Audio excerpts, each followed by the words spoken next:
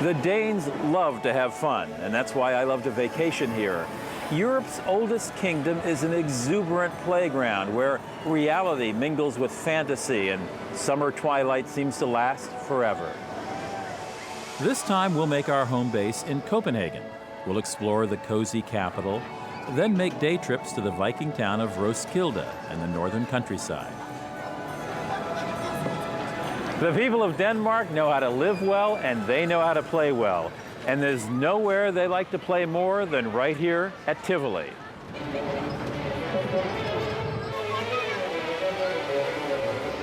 Tivoli is Copenhagen's beloved amusement park.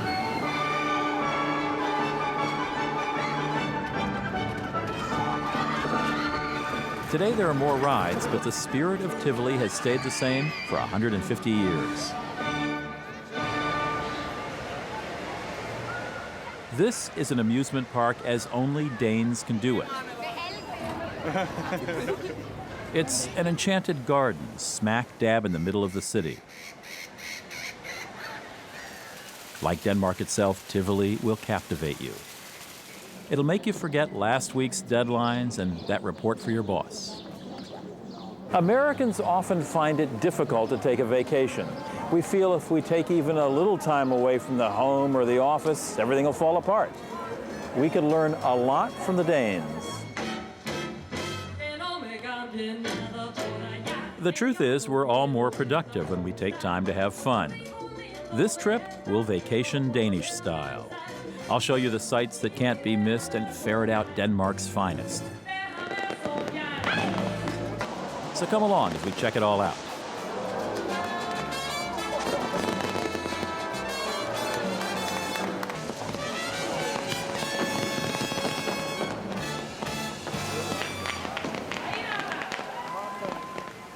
In Denmark, quality of life is the important thing. Workaholic visitors are often so inspired by the Danish lifestyle that they head home resolving to change their ways. This is a culture where businessmen bicycle to work, where living well means sharing a simple meal with friends, and where having more isn't necessarily better.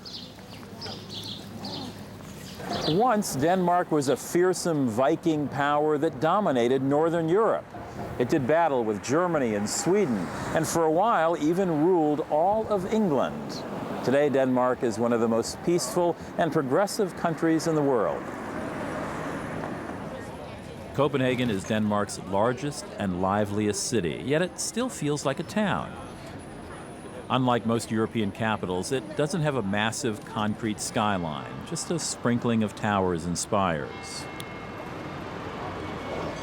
Copenhagen literally means merchant's harbor, but to visitors, it means charm. It's all narrow streets, old houses, and picturesque canals. This is Nyhavn, the quintessential Copenhagen neighborhood. The canal was carved out 300 years ago so traders could bring wares into the city. The yellow building on your left-hand side is the former orphanage for boys who joined the Navy. Later it became a seaman's. Once mostly rowdy sailors called this home. Eventually writers also settled in the pastel rows of houses.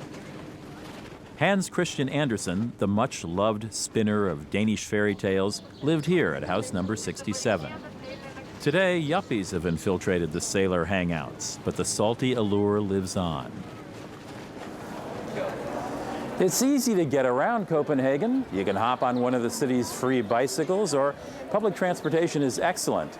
Of course, since everything is so close at hand, walking is my favorite way to see the city.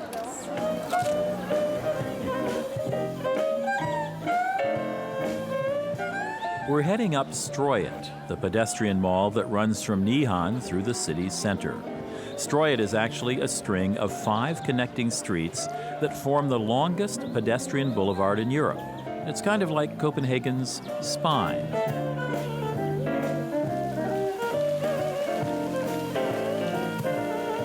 The name Strøget means stroll, but this isn't a walk in the park. There's no more dynamic place in the city. The energetic mall is crowded with shops and restaurants and people just having a good time. And if you come during the summer, you'll be rewarded with some impromptu entertainment.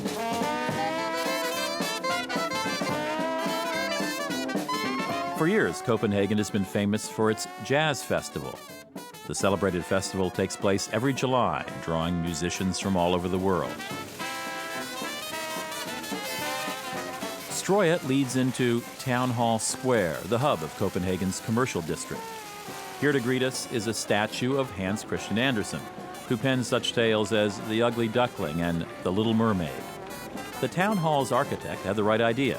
When the building was completed in 1905, he predicted that the square would bring gaiety to everyday life and spontaneous pleasure to all.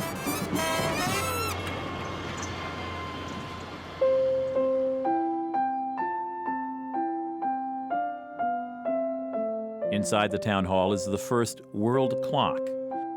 It took inventor Jens Olsen 27 years to complete.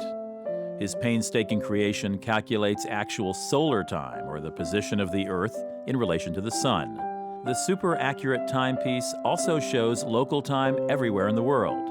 It has a star map that tracks the movement of the Earth's axis and a 570,000-year calendar.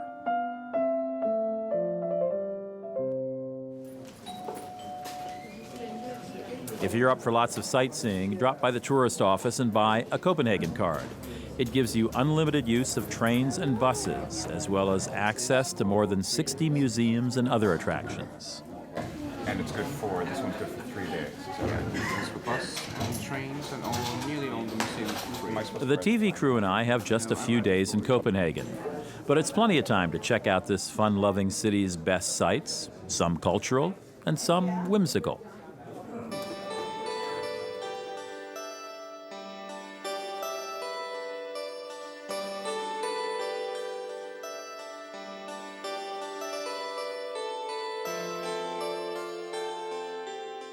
Our next stop is a peek at Copenhagen's poster girl, the Little Mermaid. She's unquestionably the most popular person in town. This life-size bronze statue of Hans Christian Andersen's character was sculpted in 1913. And now, thanks to the recent Disney movie, she's inspired a whole new generation of fans.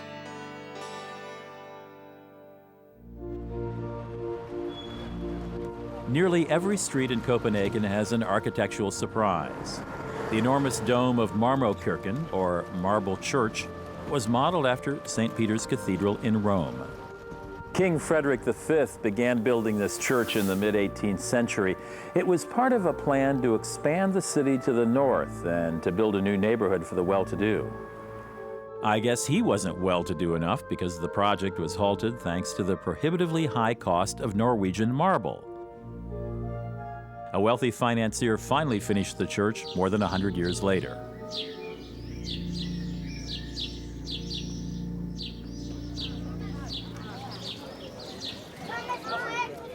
A dazzling example of new Danish architecture is the extension to the Royal Library of Copenhagen.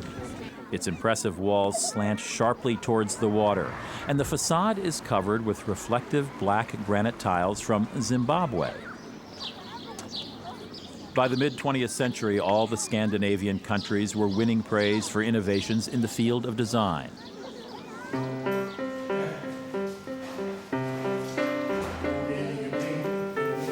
Denmark in particular was a leader in the design of architecture and furniture.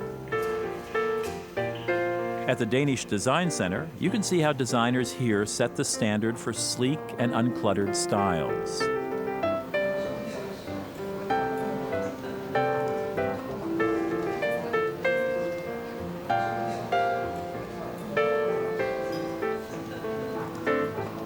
They gained an international reputation for producing pieces with clean lines, graceful shapes, and streamlined functionality. They believed furniture should be tailored to the comfort of the user. Personally, my most cherished Danish work of art is the pastry. To me, a visit to a Danish bakery is worth the price of an airline ticket alone. These flaky, mouth-watering pastries are so delectable they're known around the world as simply Danish. What kind would you like? Our taste buds owe a debt of gratitude to a labor dispute. In the late 19th century, when Danish bakers went on strike, Austrian replacements introduced puff pastry techniques. Once the Danes went back to work, they added their own touches. The results were sublime. In Copenhagen, you'll find bakeries on just about every other block.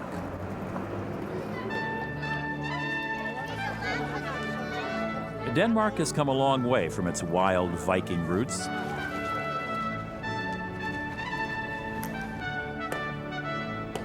Today, it's the epitome of civilized society. This is officially still the Kingdom of Denmark, and the Queen is much revered. But modern Denmark's actually a parliamentary democracy. Liberal and progressive, Danes enjoy one of the world's highest standards of living. High taxes are balanced by a lower poverty rate and fairer distribution of wealth than in many industrialized nations.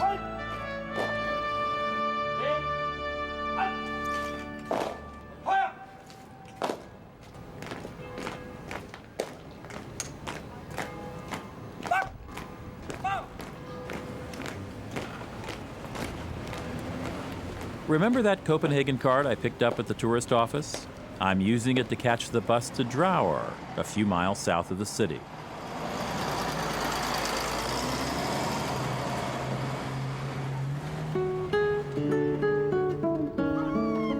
One of the things I love best about Europe is discovering little towns and villages that have been preserved just as they were centuries ago.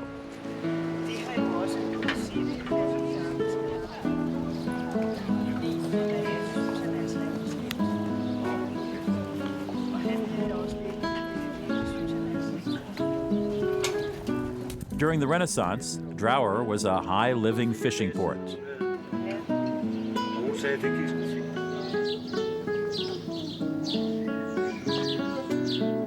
Today, the narrow lanes look like pages from a storybook, but people still live and work in these thatched-covered houses.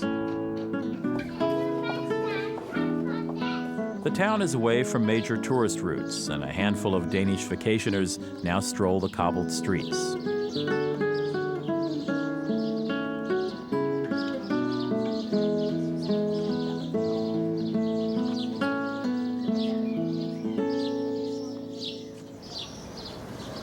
While the Danes are careful about preserving their heritage, they are by no means living in the past. A perfect example is the new bridge that links Denmark to Sweden. What nature had separated for thousands of centuries, the Queen of Denmark and the King of Sweden have now joined together. You can travel by train from Copenhagen to Sweden in about 35 minutes. The two countries hope the bridge will promote cultural exchanges and create a single business zone that can compete with other major European hubs. We'll save Sweden for another trip because we've got lots more of Denmark to see. While this country has an excellent public transportation system, a rental car gives us the freedom to explore the countryside at our own pace.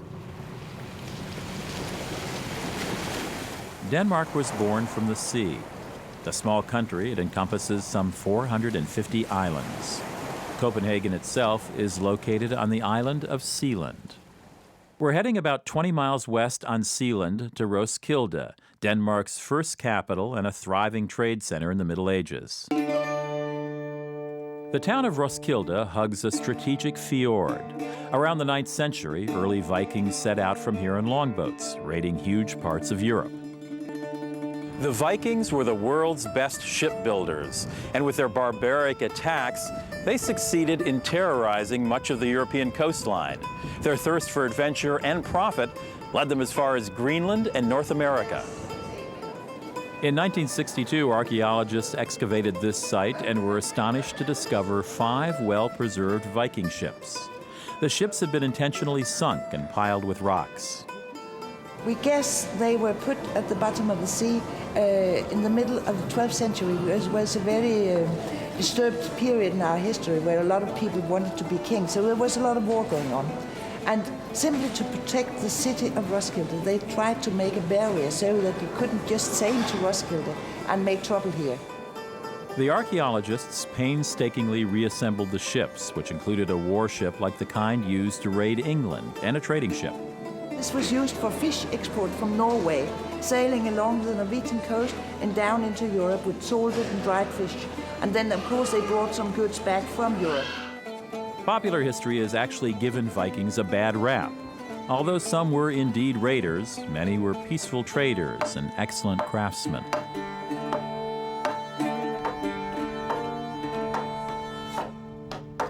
You can get a taste of how Vikings actually lived at the nearby Lyra Experimental Center.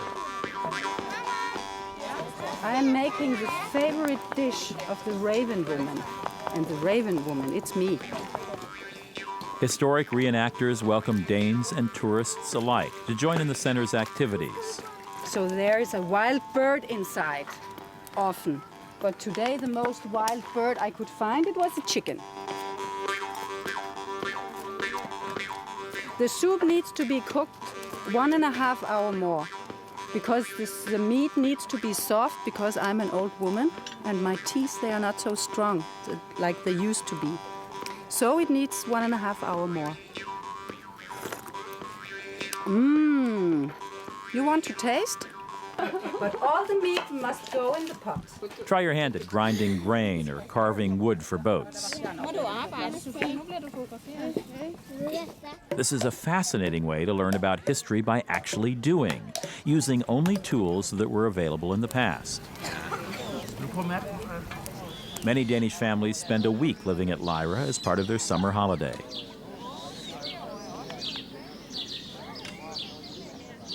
There are lots of easy day trips from Copenhagen.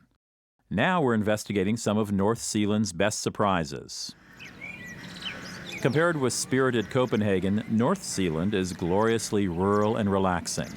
Rustic woodlands and oceans of fields are dotted with diminutive Danish farms. This is where locals go to find some quiet and renew their laid-back perspective. At Klampenborg, just 20 minutes from Copenhagen, you can join Danes on family outings. 300 years ago, this area was set aside as a royal hunting ground.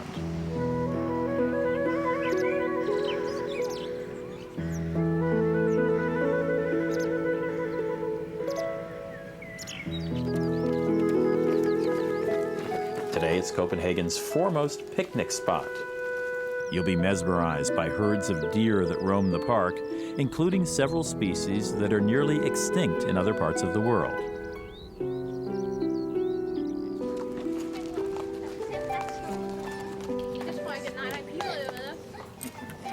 Hire a horse for the morning and imagine that you're a member of the imperial family out to survey your domain.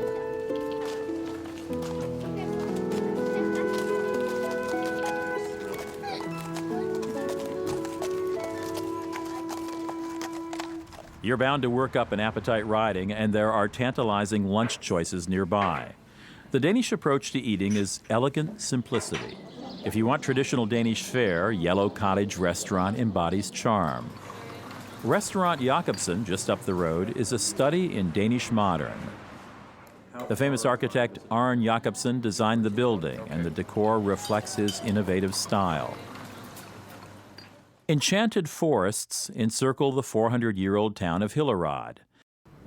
And rising like a vision from a lake on the edge of town is Frederiksberg Castle. Sometimes called the Danish Versailles, this is perhaps the most impressive castle in all of Scandinavia. For 200 years, this was home to the Danish kings. At one time, Denmark ruled over nearly all of Scandinavia, but the Danes eventually lost most of their kingdom. Their ultimate defeat came in the early 19th century when the British bombarded Copenhagen and made off with the once mighty Danish fleet. By the 20th century, Denmark had turned its energies inward, developing its industries, refining social welfare systems, and nurturing culture and the arts.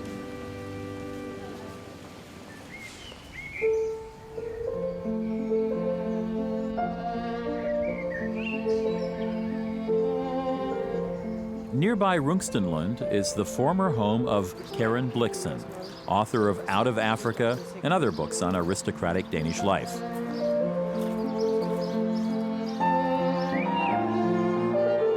Blixen wrote under the name Isaac Dinesen. Danes were at first slow to warm to Blixen's work because of what they perceived as her old-fashioned style. but eventually her stories became hugely popular here and around the world, especially after the release of the American movie starring Meryl Streep and Robert Redford. Karen Blixen's father bought this estate in 1879, and Karen was born a few years later. At the age of 28, Blixen entered into a marriage of convenience with her second cousin, and she moved to Kenya. There she ran the coffee plantation, of which she later wrote so movingly in her novel, Out of Africa. After the plantation failed and her secret love, Dennis Finch Hatton, was killed in a plane crash, Blixen returned here and began her writing career. She lived in Rungsted until her death in 1962. What was it about Karen Blixen that made her so special? Karen Blixen was a storyteller. It was the magic of the spoken word that meant a lot to her. She was interviewed by the end of her life and said then, she was asked, what is the most important thing you have learned from life? She said 3 things. One thing is you have to have courage to live.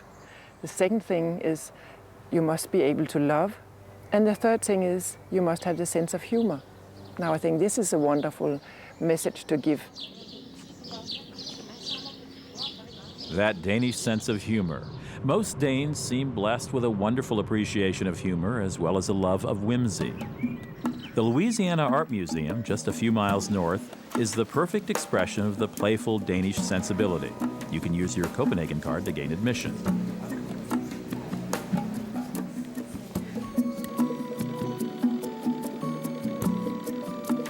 The museum offers a delightful collection of works by some of Denmark's most prominent painters and Europe's modern masters. For instance, Swiss sculptor Alberto Giacometti's airy figures seem the 3-dimensional equivalent of a surrealist painting. In the idyllic gardens, British artist Henry Moore's subtle, abstract sculptures stand out like mysterious, ancient monoliths.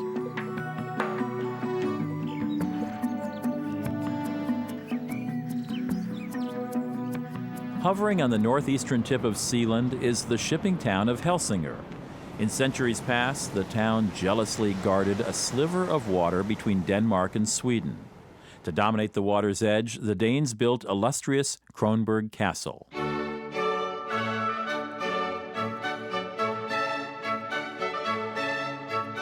Drama is the theme of Kronborg Castle. William Shakespeare ensured the castle's place in history when he chose it as the setting for Hamlet.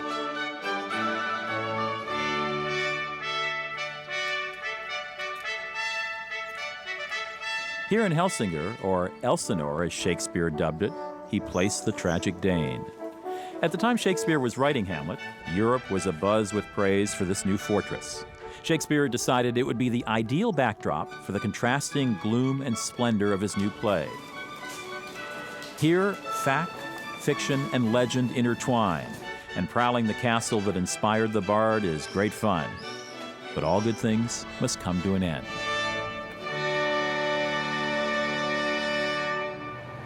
Alas, poor Rudy, it's time he say goodbye. You know, if Hamlet had come along on our travels through Denmark, he wouldn't have been such a melancholy guy. Good night, sweet viewers. Flights of airplanes bring you with me next time. From Copenhagen and Denmark, farewell.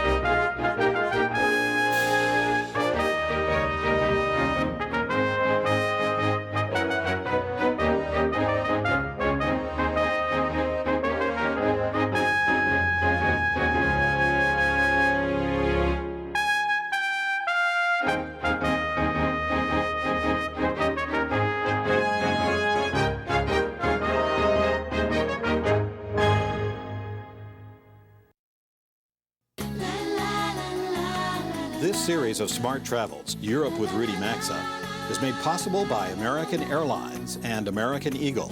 offering service to destinations throughout the world. Smart Travels Europe is made possible in part by the people at Expedia.com, who work to bring travelers what they need, including flights, hotels, and vacation packages. Expedia.com. Don't just travel, travel right.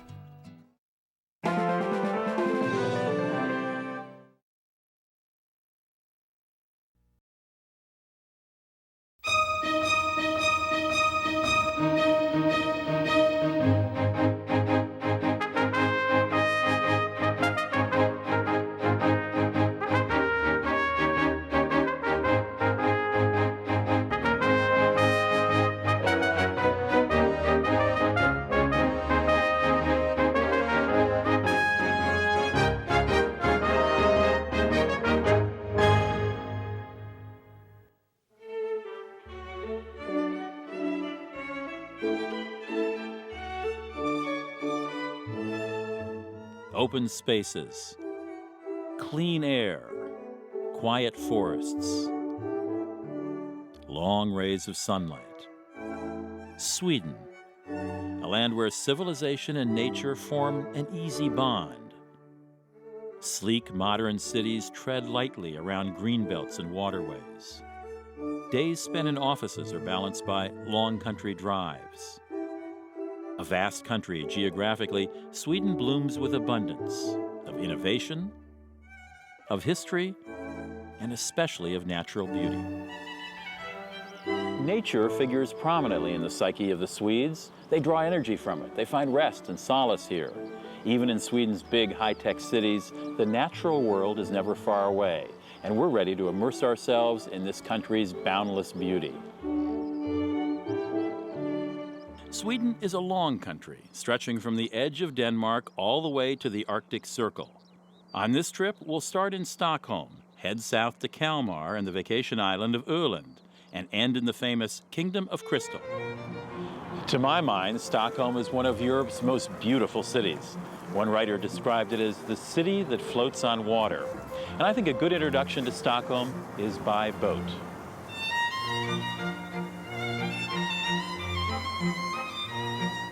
Stockholm is built across 14 islands. In fact, 1/3 of the area inside the city limits consists of water. But thanks to a fine network of bridges, it's easy to explore. Not only the country's capital, Stockholm is also the political, industrial, and cultural center. 1,000 years ago, fearsome Viking ships plied these waters. But today's Stockholm, famous for sophisticated design and information technology, is the epitome of civilization.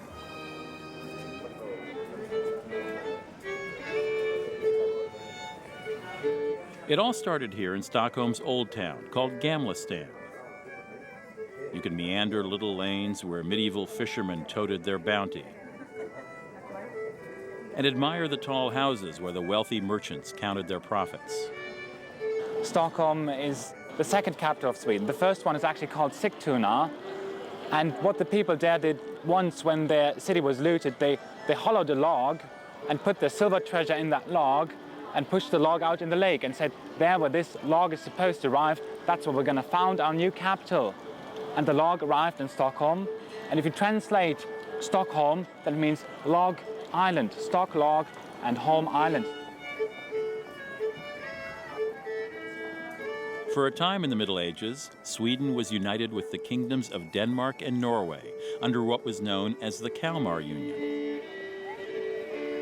Even in those days, this main square was a busy place where crowds elbowed their way past shouting craft and produce peddlers. But in 1520, the square ran with blood when the Danish king Christian II executed more than 80 Swedish noblemen here. The event led to a wave of civil disobedience and ultimately to Swedish independence. Stark and dignified, the royal palace is the home of modern Sweden's king. During the summer, the daily changing of the guard is a regal spectacle of the highest order. Though famously peace-loving today, 17th century Sweden was a formidable military presence. It established itself as the dominant force in the Baltic during Europe's 30-year war. The Swedes joined forces with the German Protestant princes who were challenging the overarching political power of the day, the Holy Roman Empire.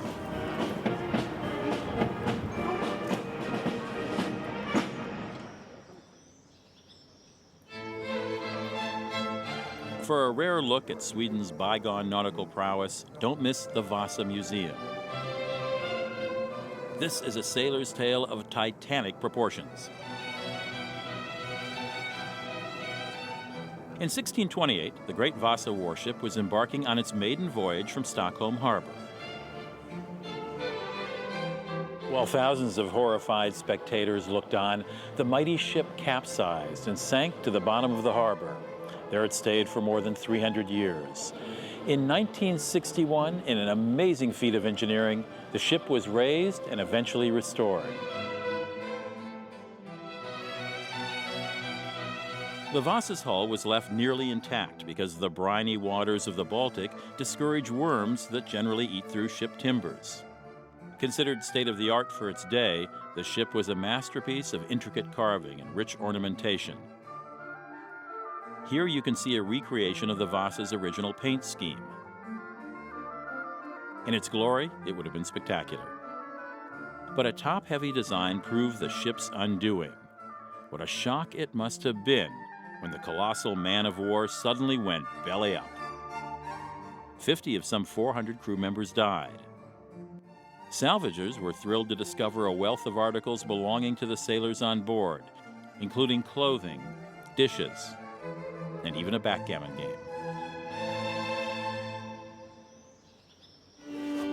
When you've had enough of the arts of war, head over to the nearby Skansen open-air folk park for art of another kind.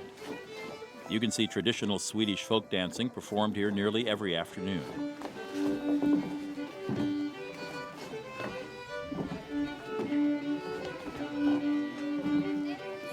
Festivals have always held a special place in the hearts of Swedes. At least once a year, most regions have a festival where people gather for one or more nights of music, dancing, and general good times. Summer festivals are especially popular when, for a few short months, the sun lingers long in the evening sky.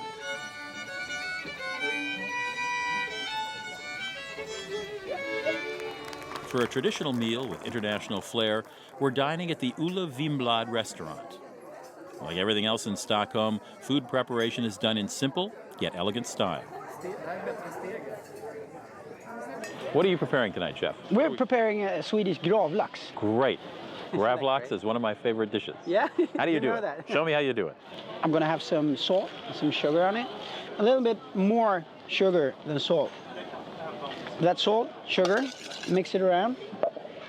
And some dill, I just put in like that. You can use all of the dill, and you really push the dill on the salt and the sugar, and then it lets all its flavor and all the nice green juice come out like that. Then I just put it in a plastic bag like that. Are you with me? Do you see what I'm doing? I see exactly what you're doing. So now we put it in the grave or in the refrigerator for 24 hours, and then it's ready to eat. That's it? That's it. All right, here we go. With a little mustard. Oh, yeah. You like it? That is good. Thank you. No taste of sugar at all. No, not at all. Not at all. It just tastes like the most tender salmon you ever had. Right, it's still, the salmon still comes through. Yeah, it's real nice. So, and we always drink beer and snaps to this, but you're not allowed to try it unless you sing with me. Yeah, are we singing in English or Swedish? Yeah. No, in Swedish. Oh. And you just say after me. Helan går. Helan går. Sjung hopp för allan lej. Sjung hopp för allan lej. Skål. Skål. That was it? Yeah, that's it. A short song. Skål.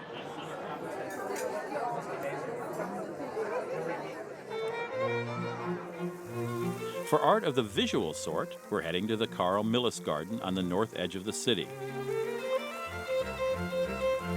Here, the soaring, playful works of sculptor Carl Milles dance high above the harbor. Milles was born in 1875, and he was Sweden's most important sculptor.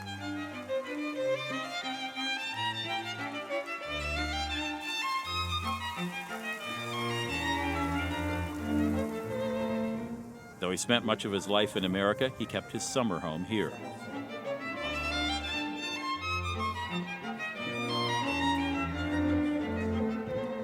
The artist believed his works could be best displayed in natural surroundings. And the pretty garden terraces and tall columns make the perfect showcase. He had placed most of his sculptures on high columns. They should be seen as silhouettes towards the sky. And then again, water was also a very important element for his sculptures.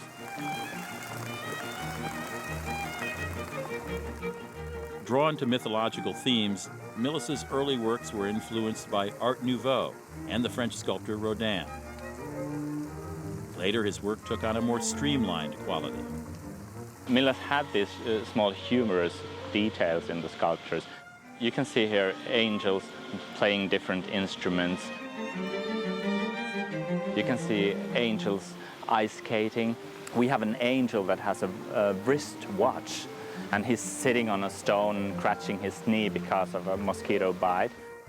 Millas used his own muscular sculptor's hand as the model for this signature work, Hand of God.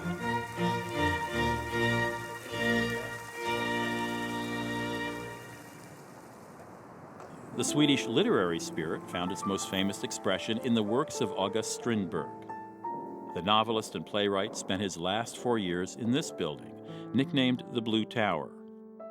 Author of such plays as Miss Julie and The Ghost Sonata, he's credited as a great innovator of the modern dramatic form. Strindberg's writing was recognized for its psychological realism. His personal life was often troubled. After a childhood marred by unhappiness, his mother died when he was 13, he went on to 3 failed marriages and bouts of depression and paranoia. The writer often envisioned his characters in rooms much like these, and the apartment bears an eerie resemblance to a stage set from one of his plays.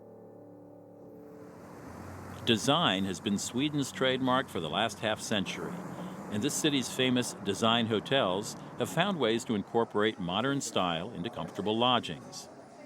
The Nordic Light and Sea Complex uses a variety of design themes to lure guests, like rooms with special lighting effects, or an entire ocean motif. But the hotel's highlight is a truly chilling experience. This is the Ice Bar, a lounge made completely out of, you guessed it, ice. To keep from getting hypothermia, you don one of these big insulated coats that look like something out of Nanook of the North. Like so? And then head on in for a brief but bracing visit. Everything, including the furniture, is made from frozen Swedish river water. And all drinks are served, as they say, in the rocks. We're leaving Stockholm and driving south. We'll visit the historic town of Kalmar, investigate Öland, a Swedish island paradise, and tour the famous Kingdom of Crystal. Southern Sweden is a rural wonderland of endless forests and quaint farmhouses.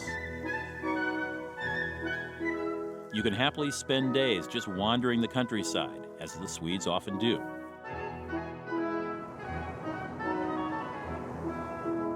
Our first stop is Kalmar, one of Sweden's oldest cities.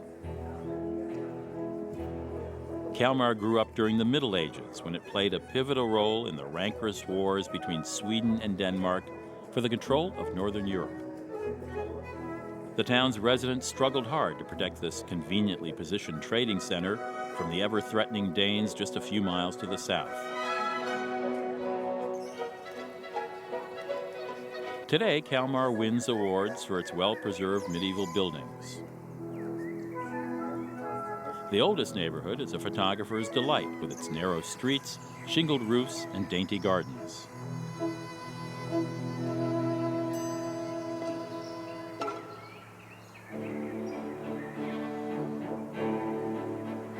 Lording over town, the Kalmar Castle, founded in the 12th century, was once called the Key to Sweden. Here in 1397, the Danish Queen Margaret I established the Kalmar Union, combining the crowns of Denmark, Sweden, and Norway.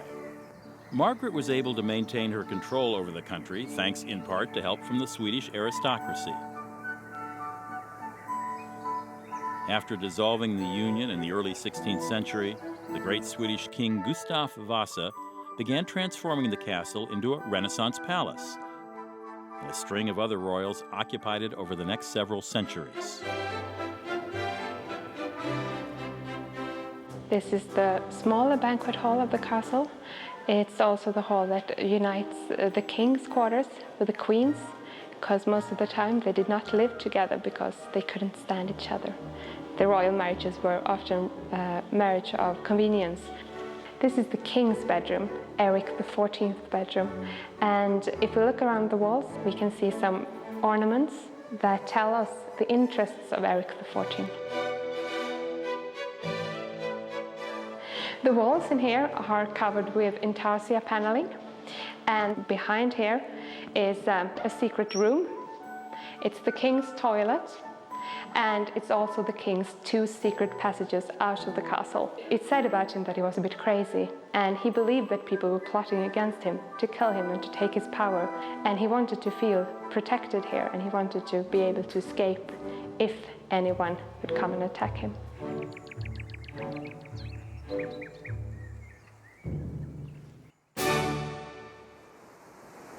A short drive from Kalmar, Öland is a top choice for vacationing Swedes. The island itself is long and narrow, 86 miles in length and 23 miles at its widest point.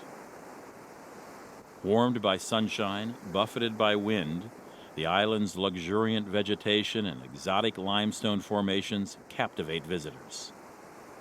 Öland's origins extend back hundreds of millions of years, when sand, clay, and animal remains collected on the bottom of the sea.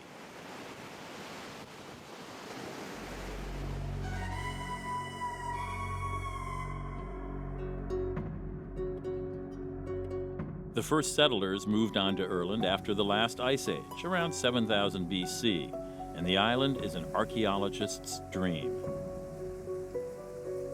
Take this grave, nicknamed Noah's Ark. Here we find contemporaries of the Stonehenge builders creating this ship-like formation, evidently to send the departed soul on a speedy journey into the afterlife. More than 70 other graves surround the ship.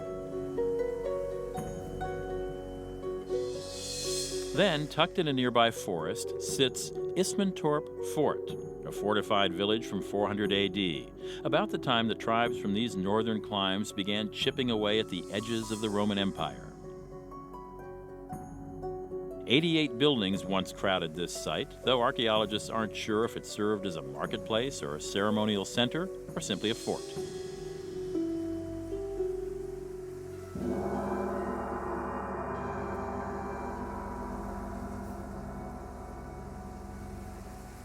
Fishing and hunting sustained Öland's earliest residents, but it was the toil of medieval peasant farmers that would leave the greatest mark on the island. The restored village of Himmelsberga gives a feeling for those bygone days. Hundreds of red wooden farmhouses sprung up clustered around small plots of land. Windmills were used to grind grain, and by the 19th century, more than 2,000 of the rotating devices turned on the island. At the very respectable age of 800 years, Gartslösa Kyrka is the best preserved medieval church on Öland. It was sturdily built to fend off heathen adversaries who threatened from across the Baltic. The beautifully embellished interior includes this model ship, a tribute to a vessel that was lost at sea in 1679.